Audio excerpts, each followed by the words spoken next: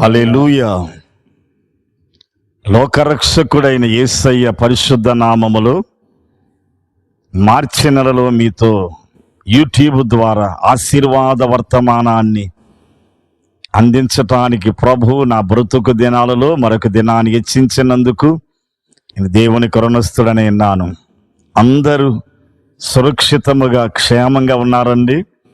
ఆమేన్. మన దేవుడు మిమ్మల్ని తన యొక్క రెక్కల చాటున కప్పి ఉంచి అపవాది వేయి బాణముల నుండి మిమ్మల్ని విడిపించి ఆదరించి కాపాడునుగాక. ఆమేన్. ఎలాగుందండి మీ ప్రార్థనా జీవితం, మీ ఉపవాస జీవితం, మీ కన్నీటి ప్రార్థన? ఫిబ్రవరి 14వ తేదీ నుండి ఈ రోజు వరకు మీ యొక్క అనుదినం దేవునితో గడిపిన దినాలు యొక్క ఆత్మీయ జీవితం యొక్క అభివృద్ధి ఏ విధంగా ఉన్నదో మిమ్మల్ని మీరు పరిశీలించుకోమని ప్రభు పేరట మీకు తెలియజేయచ్చు ఉన్నాను.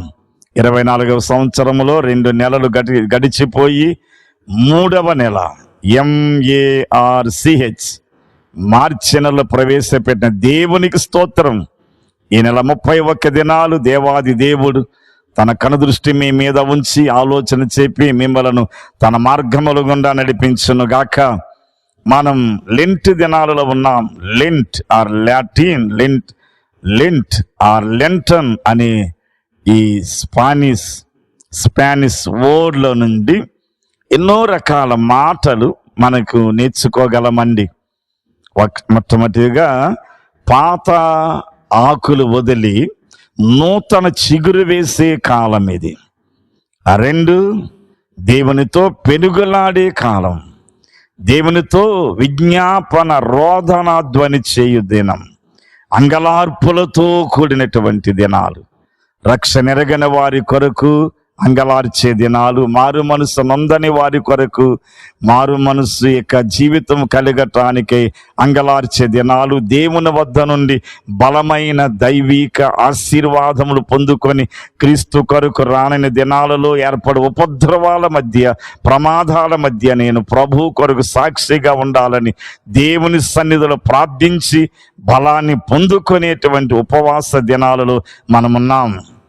ఈ దినాలకు సాదృశ్యముగా పరిశుద్ధ గ్రంథములో ఒక దివ్యమైన లోయను గురించి మీతో చెప్పాలని తండ్రి అయిన దేవుడు నన్ను ప్రేరేపించిన మేరకు మీతో చెప్పటానికై ప్రభు యొక్క మాటలతో మీ మధ్యకు ముందుకు వచ్చి ఉన్నాను.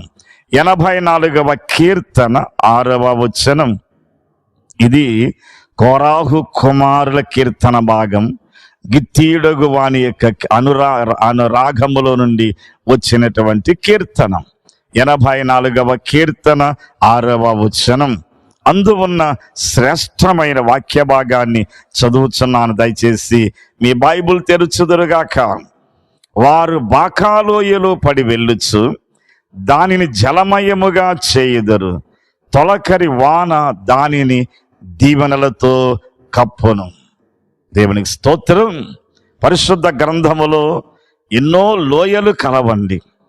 ఆ లోయల గురించి 1, 2, 3, 4 సార్లు అక్కడక్కడ వ్రాయబడి ఉన్నది. కానీ బాకా లోయ అనే ఒకే మాట ఒకే ఒక చోట 84వ కీర్తన 6వ వచనంలో మాత్రమే వ్రాయబడి ఉన్నదని మీ గమనానికి మీకు జ్ఞాపకము చేయుచున్నాను.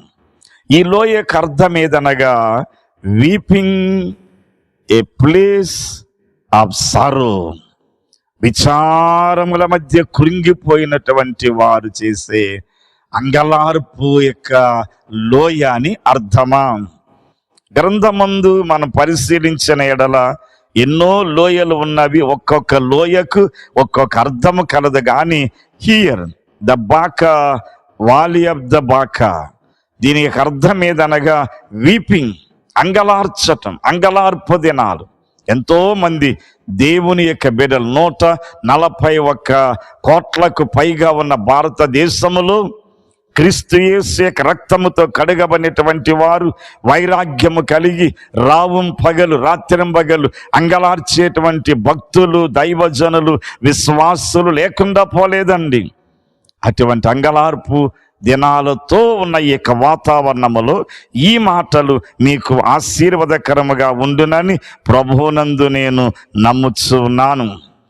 లెంట్ అనే పదము యొక్క లోతైన అర్థము ఏదనగా దేవునితో సమానముగా, దేవునితో సన్నిహితముగా, దేవుణ్ణి అతుక్కొని పోయి ఉండేటువంటి దినాలు. క్లోజ్ విత్ గాడ్, దేవునితో అతి సమీపముగా ఉండేటువంటి దినములండి. ఈ ఐక్యత, దేవునితో ఈ యొక్క అన్యోన్య అనుబంధము కలిగినటువంటి యొక్క స్థితికి ఏ వర్ణన కూడా సరిపోదండి. ఎవరికి వారి వ్యక్తిగతంగా అనుభవించేటువంటి ఆత్మీయ అనుబంధముపై ఆధారపడి ఉన్నది. దేవునికి స్తోత్రం. మనుష్యులకు శోధనలు వచ్చునండి, వేదనలు వచ్చును, రోదనలు వచ్చును, యాతనలు వచ్చును, ఎడబాట్లు వచ్చును, మరణాలు వచ్చును, ఆస్తి పాస్తులు కోల్పోవును, జీవితం చీకటిమయమైపోవును. అటువంటి పరిస్థితులలో దేవునికి అంగలార్చేటువంటి అంగలార్పు అనేది ఒకటి ఉండనండి. పోగొట్టుకున్న వాటి కొరకు లోకానుసారంగా అరిచేటువంటి అంగలార్పు వేరు, దేవుని వద్ద నుండి ఆత్మీయ ఆశీర్వాదం పొందుకోవటానికై అంగలార్చేటువంటి రోదనాధ్వని, వీపింగ్ వాయిస్, అది వ్యత్యాసముగా ఉండునండి.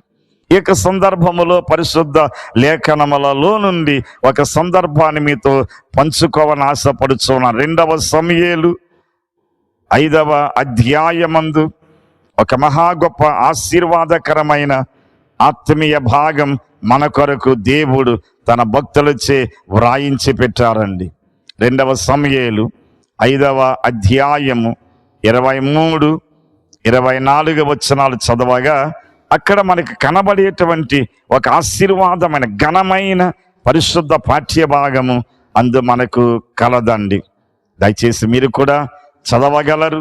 అది చదువుతూ ఉండగా మీ యొక్క ఆత్మ ఉప్పొంగునుగాక. ఫిలిష్తీయులు మరలా వచ్చి రెఫాయీము లోయలో వ్యాపించి ఉండగా, ఫిలిష్తీయులు మరలా వచ్చి, ఫిలిష్తీయులు ఎవరండి? ఇశ్రాయేలు యొక్క గర్భశత్రువులు వీరు. ఈ గర్భశత్రువులైన ఫిలిష్తీయులు వచ్చి, రెఫాయీం అనగా రాక్షసులు అని అర్థమా, వీరు వచ్చి వ్యాపించి ఉండగా వారిని చూచి దావీదు దేవుని వద్ద మొరపెట్టాడండి. ప్రియులారా, ఈ యొక్క శ్రమ దినాలలో, ఈ యొక్క ఉపవాస దినాలలో నీ శత్రువులు కూడా చుట్టుముట్టినప్పుడు, నీ యొక్క శత్రులు రాక్షసులై నీ మీద పడి నిన్ను భక్షించుచున్నప్పుడు దావీదు వంటి అనుభవం మీకు కలుగునుగాక. మీరు దేవుని యొద్ద మొరపెట్టగలరా? అప్పుడు దేవుడు ఆ ప్రార్థన విని, అందుకు యెహోవా నీ వెళ్ళవద్దు, చుట్టూ తిరిగిపోయి కంబలి చెట్టుకు ఎదురుగా వారి మీద పడుము. కంబలి చెట్టు కొనల చప్పుడు వినగానే ఫిలిష్తీయులను హతము చేయుటకు యెహోవా వచ్చి ఉన్నాడని వారు బయలుదేరి పోవుదరని సెలవిచ్చాను. దేవుని స్తోత్రం. కంబలి చెట్టు యొక్క ఆకుల సౌండ్ వినబడితే దావీదు మీదకు వచ్చినటువంటి ఫిలిష్తీయులు వారు కదలిపోవుదరటండి. ఎంత ఆశ్చర్యమైన కార్యం! ప్రియమైన సహోదరి సహోదరుడా, ఈ ఉదయకాలం ముందు నీ వ్యక్తిగత జీవితములో ఇశ్రాయేలుకు శత్రువులైన ఫిలిష్తీయుల వలె నీ మీదకు కూడా ఏర్పడే వచ్చేటువంటి శత్రువులైనటువంటి వారి నిమిత్తమై నీవేమి చేయుచున్నావు? పోలీసు వారిని వెతుకుచున్నావా? న్యాయం చేర్చాలని రాజకీయ నాయకుల దగ్గరికి వెళుచున్నావా? కోర్టుల చుట్టూ తిరుగుచున్నావా? లేక వేరే విధాలుగా ప్రయత్నం చేస్తున్నావా? దేవుని బిడ్డవైన నీవు అటువంటివేమి చేసినా సఫలము కావు. దేవుని వద్ద అడిగిన ఎడల దేవుడు జయమును చేకూర్చువాడయ్యా. దావీదునకు దేవుడు ప్రార్థనని చెప్పాడు, నీ వెళ్ళవద్దు, కంబలి చెట్ల దగ్గరికి వెళ్ళి వాటి చుట్టూ తిరిగి వెళ్ళు. ఆ యొక్క కంబలి చెట్ల యొక్క ఆకులు ఊగితే చాలయ్యా, ఊగితే చాలు. మంత్రాలకు చింతకాయలు రాలునా అనే సామెత ప్రకారం ఆకులు కదలగా, ఆకుల సౌండ్ వచ్చిన వెంటనే వారి శత్రువులు కదలిపోయిరండి. దేవుని స్తోత్రం. నీ యొక్క రోదన ధ్వని, నీ అంగలార్పు ప్రార్థనలు, ఈ యొక్క అనుభవం నీదై ఉండాలని దేవుడు నీ ఎడల ఈ యొక్క గొప్ప అనుభవాన్ని కలుగ చేయటానికి ఇష్టపడుచు ఉన్నాడు. చేయగలవా? దేవుడు అటువంటి కృప నీకు అనుగ్రహించునుగా. ఈ కంబలి చెట్టును గురించి ఏ పండితుడు కూడా, ఏ థియాలజియన్ వేదాంతి కూడా ఇది అని నిర్ణయించలేకపోయారండి. దానికి ఎన్నో రకాల ప్రాంతీయానుసారముగా మనం కూడా కొన్ని చెట్లను, కొన్ని ఆకులను ప్రాంతీయానుసారంగా మన వాడుక భాష ఎలాగైతే వాడుతామో అదే మాదిరిగా ఈ కంబలి చెట్టును రాయబడింది. కాబట్టి ఇది కంబలి చెట్టు యొక్క ఆకుల సౌండ్ నాకు శత్రువులు దావీదు మీదకు వచ్చిన వారు పారిపోయినట్లుగా దేవుని వాక్యం సెలవీయబడుచున్నది. యేసయ్య 30:19 నీ మాట వినగానే నీ పెదవులలో ఉండే ఆ చప్పుడు ఆకాశ మండలములు ప్రతిధ్వనించగా నీ దేవుడు నీకు జవాబునిచ్చి నీ కన్నీరు తుడిచి నీ రోగాలు బాగు చేసి నీ ఎడల బలమైన కార్యములు చేయగలడు. దేవుని స్తోత్రం. మార్కు రాసిన సువార్త 10:47 ఇతగాడికి కళ్ళైతే ఉన్నవి గాని కళ్ళు లేవు గాని చెవులు వినబడునండి. ప్రియులారా, చూపు లేదు, పుట్టిగా గుడ్డివాడు, కానీ చెవులు వినబడుచున్న కారణాన్న ఆ యాజకులు నడిచే త్రోవ గుండా రోజు ఎంతో జనసమూహం నడిచి వెళ్ళేటువంటి చప్పుడు సౌండ్ విని ఎవరో ఒక నడుగగా వారు చెప్పారటండి, నజరేయుడగు యేసు ఈ త్రోవ గుండా వెళ్ళుచున్నాడు అని. ఆ మాట వినగానే చదవండి వచనాన్ని, మీకు తెలుస్తుంది. ఆ మాట వినగానే ఆ గుండె యొక్క లోతుల్లో నుండి విశ్వాసం ఉప్పొంగగా అతడు అరిచిన అరుపులండి, దావీదు కుమారుడా నన్ను రక్షించమని అరవగా నడిచి వెళ్ళే దైవం నిలవబడి 51 52 చదవండి. నజరేయుడగు యేసు ఆ గుడ్డివాని పట్ల అక్కర కలిగిన వాడే, నేను నీకు ఏమి చేయగోరుచున్నావని అడిగాను. అదే రీతిగా నీవు మోకరించిన స్థలములో బాకాలో ఈ అనుభవాన్ని కలిగి ప్రభు సన్నిధిలో సిగ్గుమాలి మాటి మాటికి లూకాసు వార్త 11 తెలియజేయబడినట్లుగా సిగ్గుమాలి మాటికి నీవు అడుగుట వలన నిశ్చయముగా నీ దేవుడు నీ ఎదుటనే తన స్వరాన్ని వినిపించి తన మహిమ గల అద్భుత కార్యములను చేయును గాక. రెండవదిగా ప్రభువైన యేసుక్రీస్తు వారు అంగలార్చి ఉన్నాడండి, రోధించి ఉన్నాడు. రక్తం చెమట రూపములు కారునంతగా గెత్సేమనే వనములో ఆయన ప్రార్థించి అలసిపోయిన సమయములో దేవదూతలు దిగి వచ్చి ఆయనకు పరిచర్య చేశానని లూకా రాసిన సువార్త యందు దేవుని యొక్క మాటలు మనం హెచ్చరించుచూ ఉన్నవి. ఆయన ముమ్మారు ప్రార్థించాడండి. మత్తయి సువార్త 26 నుండి 39 వరకు చదవగా అందులో ఫస్ట్ టైం కొంత దూరం వెళ్ళి ప్రార్థించి ప్రార్థనలో రోధించాడు. మహారోదనతో తండ్రిలోనికి విజ్ఞాపన ధ్వని చేశారండి. 42 రెండవ మారు మరలా వెళ్ళి అదే మాట సిగ్గుమాలి మాటికి అడగమని నేర్పించిన ప్రభువే ఆయన మాటికి అదే అడుగుచు ప్రార్థించారు.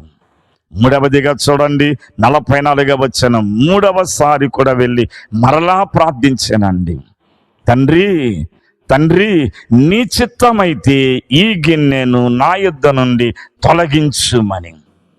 తండ్రి తొలగించలేదండి, నీవు అనుభవించి తీరాలి అని చెప్పినట్లుగా బాకాలోయలు వారు అంగలార్చగా ఆ యొక్క అంగలార్పును బట్టి తొలకరి వర్షం కురిసి దీవెనలతో నింపబడెను.